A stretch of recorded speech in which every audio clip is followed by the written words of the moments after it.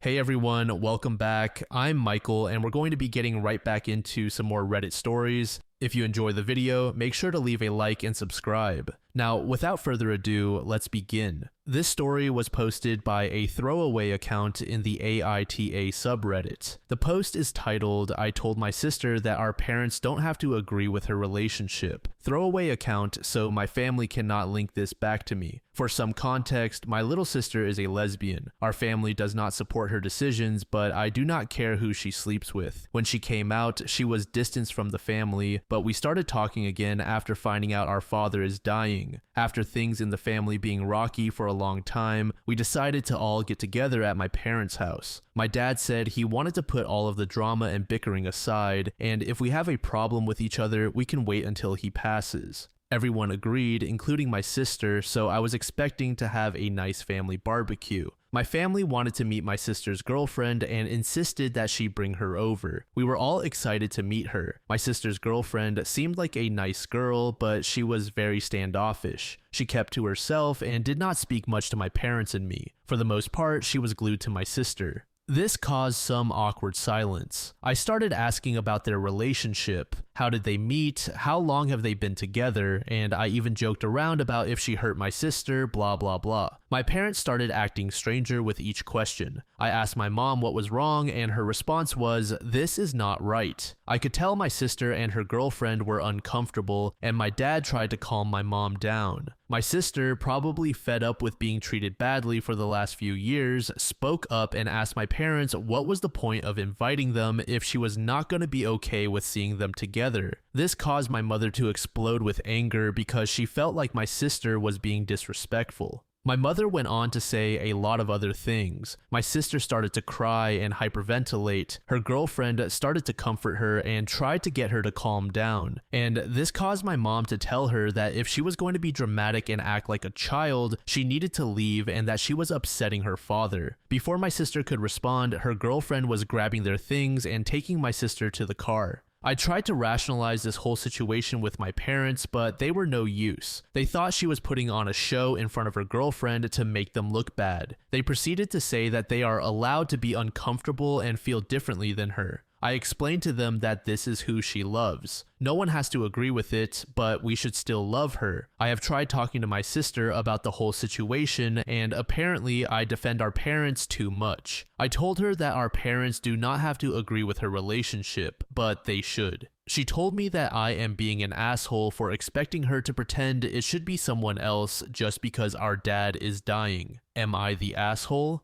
Drifting AA said, "Stop trying to walk some imaginary higher middle ground. Your parents are in the wrong. Support your sister. You are the asshole." To this, Mudkip said, "The funny part is that the so-called middle ground of doing nothing to shut down a bigot is not any better than actually being a bigot. But I did not say her sexual orientation is wrong. But your actions demonstrate that you do not want to disagree with the views of the person who said it was, and actions speak a lot louder than words." Sappy Cappy said, "You are the asshole and so are your parents. You all insisted on having this barbecue, saying there would be no drama and bickering, and wanted your sister to bring her girlfriend. Then you all did not like that her girlfriend was standoffish, but did it ever occur to you that maybe that was because your sister told her girlfriend that your parents do not like that she is gay? You have also painted yourself as indifferent to the situation, so it is possible that your sister does not see you as being supportive of her being queer either. At least from this post, you have not proven to defend your sister, and your indifference can be read as siding with your parents. And if the solution to all of this is going no contact again with her after your father passes, were you really ever okay with her being gay? Because your actions show quite the opposite. Decision Typical said, "You are the asshole for two reasons. Your family had agreed to meet up under the rules that they would set aside the drama, but your mom broke those rules, insulting your sister, making a scene, and placing the blame on them. Your mom is the asshole in this situation. How can you defend them?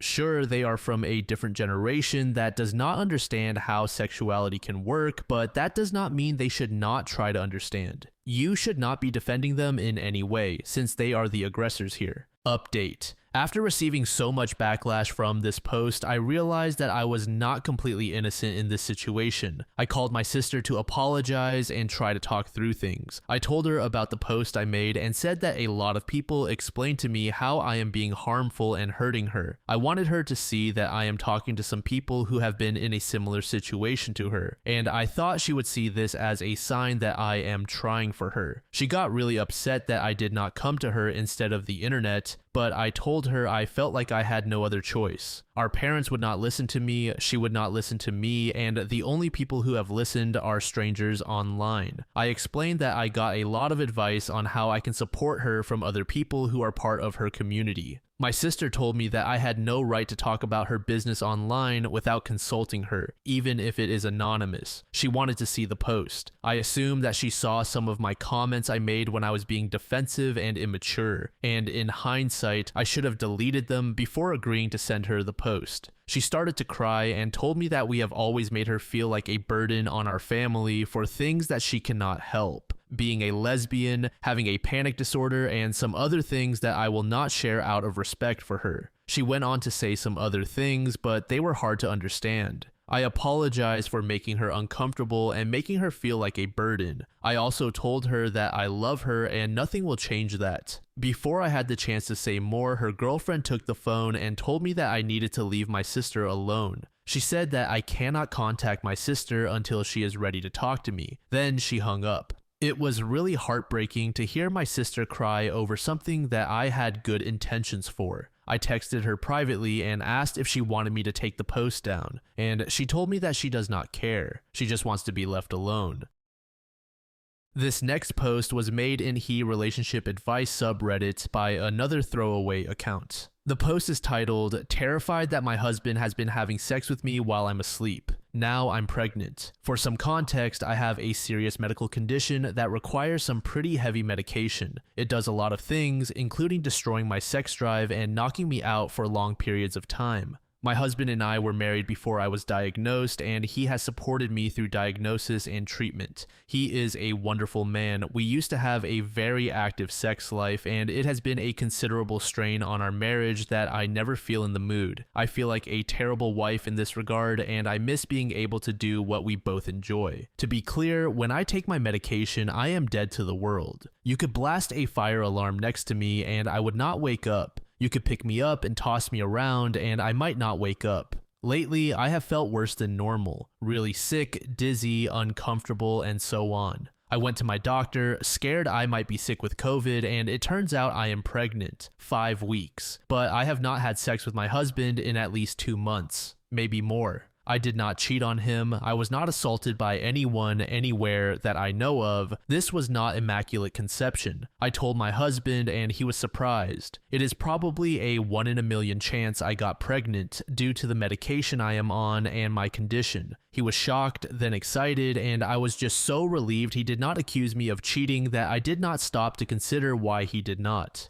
It has been a few days. I have been thinking about when I first started taking my medication. It was hard for him to adjust to me not wanting to have sex, and he used to joke that I could just lie there and watch TV while we did it.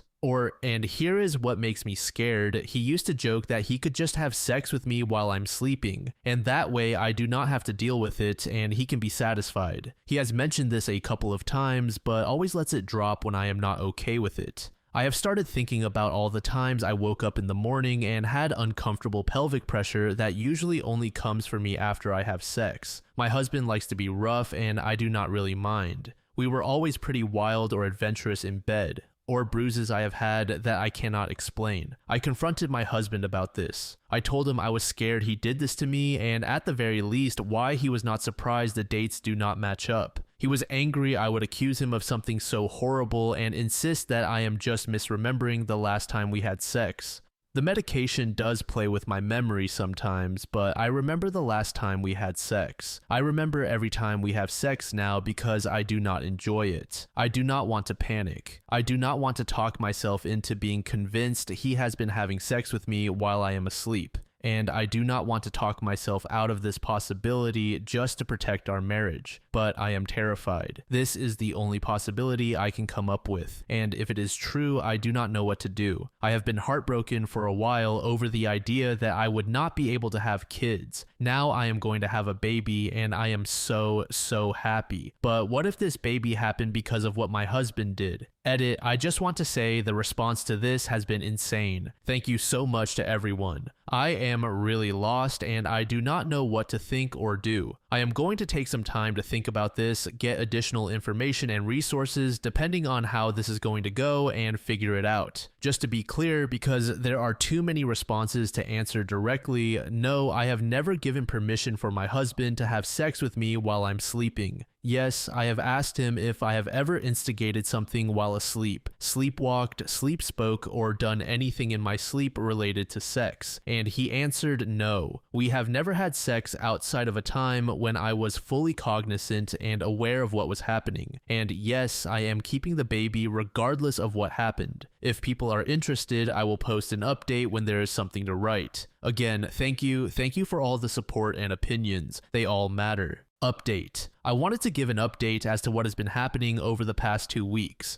My first post got a crazy amount of attention, and lots of people were really kind and helpful, and I want them to know I am okay. This is going to be really long, just to warn you. To clarify, the medication I am on for my condition is taken at night because it affects me the way it does, completely knocking me out. To reassure people, I would not be taking this medication if I had a baby to take care of, regardless of my condition, and I discontinued it almost immediately after finding out I was pregnant. Nor does the medication impact my fertility. That has to do with my condition. After I made my post and read through about 300 comments, I think I went a little crazy. I convinced myself that I was making it all up in my head. I doubted everything I thought I knew, and I doubted myself. I went to the hospital to speak to my doctor about the medication and its severe side effects. I asked if it could make me engage in any sexual acts while asleep. I asked if it could make me misremember things. I asked if I was going crazy. The answer to all these questions is no. The medication does not make any of this even a possibility. And no, my husband does not have sexsomnia. Neither would the medication mess up my memory so much that I might not remember sex or consenting to it. This medication is not a sedative. After emailing with my OBGYN, who absolutely assured me her prediction of 5 weeks could very much be off by as much as the 3 that would explain my pregnancy, I had to accept that even if some stuff did not add up, maybe I was destroying 3 lives for nothing. I never woke up with any semen in me. I tend to sleep in just underwear, and I do not remember that being missing or wrong in any way. The pelvic pressure could be explained by the pregnancy. The bruises, I do not know, but people bruise themselves all the time and do not know how. I talked to a counselor provided by the hospital twice. I made the choice to seek out professional help long term for what happened. Things were bad with my husband, though. I accused him of assaulting me. That destroys a relationship. I was angry at myself. I have kind of spent almost the past 2 weeks locking myself in the bedroom, humiliated and embarrassed and feeling like shit. We did not really talk much to each other, and if we did, it was about the baby. I think I knew our relationship was over at that point. I went 2 days ago to get another ultrasound at 7 weeks, just to check on the baby because I have been feeling weird, and to get the pregnancy dated again so I could maybe feel less insane. My OBGYN had a better look at the fetus this time. The original 5 weeks prediction was wrong. Even with a little bit of buffer time to be safe, I was most likely 8 weeks. Or just about as close as you can get. We absolutely got pregnant during the night I remember having sex. And to clarify, we never used protection because my husband does not like condoms. We are in a monogamous relationship, and I've been told since I was a teenager the chances of getting pregnant are slim to none. I was even more humiliated and embarrassed. We just fought after that, and he got really mean and cold. A couple nights ago, we were watching a movie, and it was the closest I felt to him since this started. The fact that he even wanted to watch a movie with me felt like a victory. When it was over, he asked if I really thought he could have raped me. I started crying, and he started yelling, demanding an answer. Before I could answer, he started laughing and said he could not get me wet enough to penetrate me if he tried. It was him just being mean about my health. My medication does not just make me disinterested in sex, it makes it really hard for me to get aroused. When we have sex, we have to use a ton of lube, so I do not rip and bleed. I told him that was not funny, and he said he really thought it was. We started to fight about my accusation and how it made him feel. When I tried to tell him how sorry I was and how I was just really scared he was not the person I thought he was, he said I tried to ruin his life. Then he admitted he tried to finger me a couple times while I was asleep and never got anywhere, so he gave up, and that is not rape. I started screaming at him, demanding to know if he was telling the truth. I started hyperventilating. He started screaming back that he never raped me. He only used his fingers to penetrate me only because he was desperate. He said I really hurt him, accusing him of rape, and it cannot be rape because we are married and it was just his fingers and not his penis. And then he said he had given me oral while I was sleeping once, trying to get me wet enough for penetration, and that was when he had stopped. He also admitted to using my hand to jerk him off while I slept, but only a couple times. So that is the truth of it. Our baby was conceived while I participated, but my husband admitted to touching me while I slept. But it is not rape because we are married. He believes that. He stands by it. And I am crazy for thinking otherwise, according to him. Maybe I am crazy. He is my husband, and I never heard of marital rape until my first post. I do not know what to do now. I do not have any family outside of him. I have some friends, but COVID is happening and I cannot impose on any of them. We are probably not that close anyway. Making friends is hard for me. I do not have money. I live paycheck to paycheck normally, and I am out of work now. I am scared to go too. I am not stupid. Staying is stupid. We did not sleep together after he admitted what he did. He slept in the living room, I slept in the bedroom. I think I slept an hour, scared he would come pick a fight again. It has been like that for 2 nights now. This feels like the end of everything, and I just do not know where we go from here or where I go from here. He does not think he did anything wrong, and he is so mad at me for saying otherwise. Honestly, I am okay. I want people to know that. Just really lost. I do not know if people care past this point, want another update, whatever. But I truly want to say thank you to everyone who cared. I am not used to having people who care. Even if I do not know you guys, it was really, really nice. I am going to be okay. Shout out to all the people who thought I am lying, or some person posting a lot of fake stories all under different throwaway names. I just used a throwaway account because I do not want my real Reddit name tied to this, and the community rules said to. Even to the people who said this is fake, thanks for at least making me feel a little less alone. It matters. Secret Double said, so OP was not going crazy. Her partner was trying to have sex with her while she was asleep, but was unsuccessful in going the whole way. The pains OP was feeling may have also been a result of those attempts. Personally, I would be done with that person. Broke to the Bone said, sweet Jesus, this stirred some stuff up for me. First off, it is so heartbreaking that she spent so much time doubting herself and feeling like an asshole when she was really 100% right. It is the most messed up feeling. Secondly, the baby not being conceived by rape does not absolve him, but he sure as hell thought it did not he? He immediately doubled down on blaming her and then showed his true colors for what he has really been doing, so she needs to run.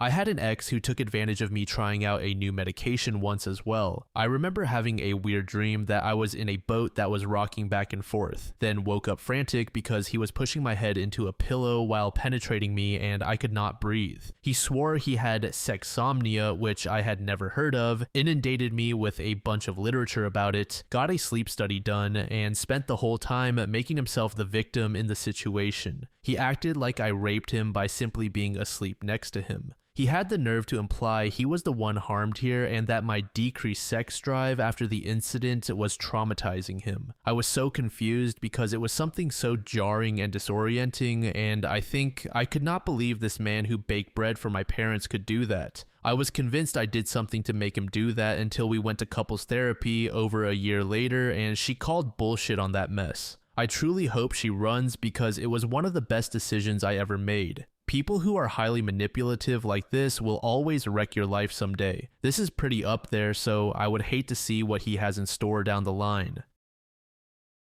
This third post was made in the AITA subreddit by a user named Challenge Brave. The post is titled, "I told my biological sisters I don't want to meet our bio parents. I am a 30-year-old Chinese woman who was adopted from mainland China when I was a baby and grew up in the United Kingdom. I grew curious about my roots and whether I had any family out there, so I took a 23andMe test. I found 4 full sisters through this test. I am the oldest. My sisters are 29, 28, 24, and 20. The 3 middle sisters are in America, and the youngest is in Germany. We have kept in contact via the internet and have even met in person twice before COVID started. I have 2 brothers I grew up with who are my parents' biological sons, and as far as I am concerned, they and my parents are my true family. But I have grown close to my biological sisters as we understand each other a lot. What my parents know of my birth story is that I was found in an alleyway in a box. My sisters were found in relatively the same way from what they know, though they were left outside of buildings in public areas. I am a bit more bitter than they are about how we were abandoned, as I was left out of the way where I could have been missed. We recently got contacted by a new family member found by the test, an 18-year-old full brother who lives in France with our biological parents.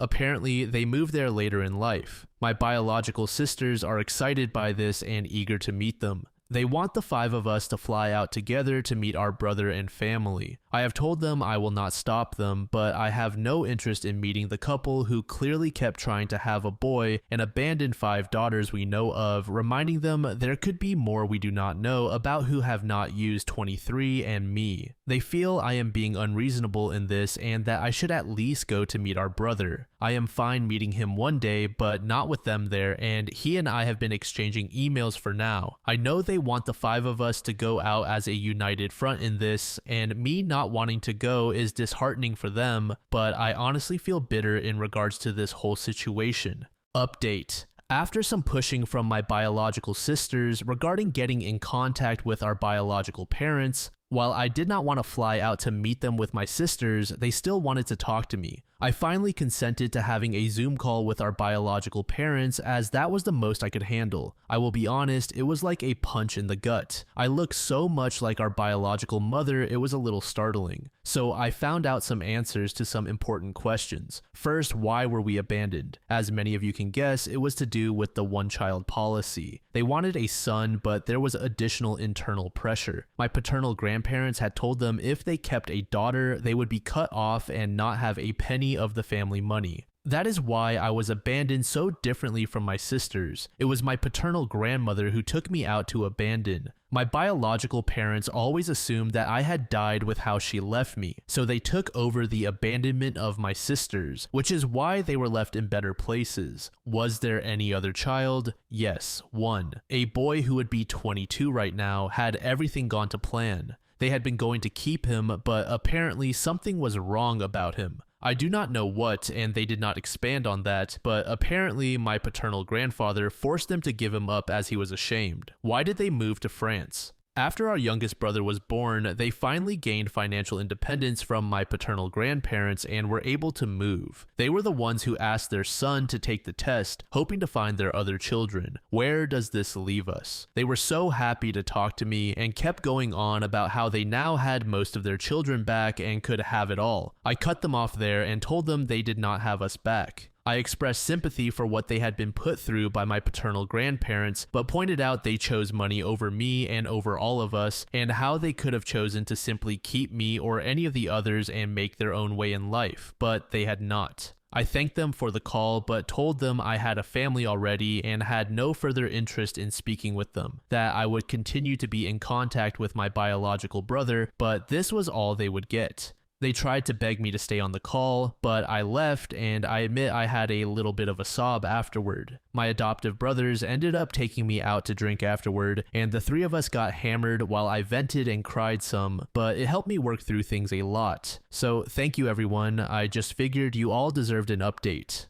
2 years later, OP gave us a second update. Hello everyone, I never expected to return to this throwaway, but here I am. A little refresher. Myself and my 4 biological sisters were abandoned due to the one-child policy and found each other later in life, as well as our biological parents and a younger brother. Due to the way I was abandoned, I had no interest in getting to know them, but I agreed to a single Zoom call to get some answers. It has come to my attention that my youngest biological sister, who is 22 and lives in Germany, has been in regular contact with our biological parents after the initial meeting. They offered her quite a bit of comfort after her long-term boyfriend cheated on her and that relationship fell apart. She has now revealed to us that she plans to go to Guangzhou in the near future to meet a man whom our biological parents wish her to meet, as he is supposedly the son of their friend. Our biological parents are apparently paying for this entire trip for her. Our sisters are a bit hesitant about this, but no one wants to tell her it is a stupid idea, as they feel she is a grown woman and it is up to her. I tried to express concern, but she would not hear it, sold on the dreamy idea of meeting a handsome man from the country of our birth. I am worried about her and how badly this can go wrong. I also have my doubts about the validity of this situation, as something seems incredibly off about it, so I reached out to her adoptive grandparents to let them know her plans and my concerns about this whole situation.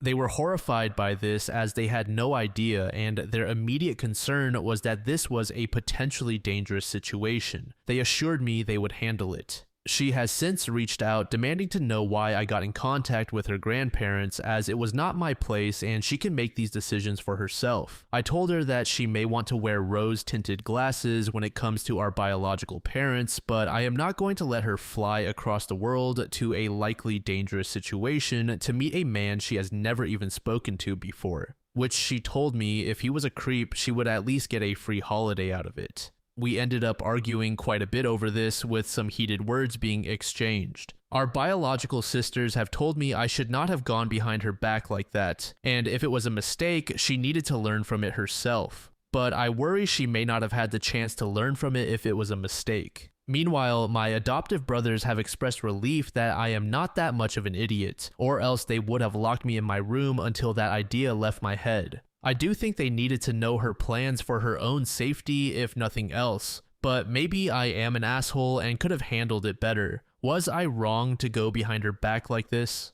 Peppermint Valet said OP is unimaginably strong. Also, the phrase took over the abandonment is wild. Heidi Dover said, this kind of thing happens when governments control reproductive rights. China now has an overabundance of single men who will need to take care of their aging parents because nobody wanted to have any girl babies back when they were only permitted to have one child. China did not consider the possible outcomes. I hope OP's sister stays in Germany. Also, the parents are a couple of grifters. No Atmosphere said, the biological parents are now turning into the biological grandparents and using money to manipulate these women. I guarantee there is a monetary benefit to them marrying one of their daughters off to this family. There is no way there is not, with them living in France and the potential groom still being in China. OP was right to avoid these people.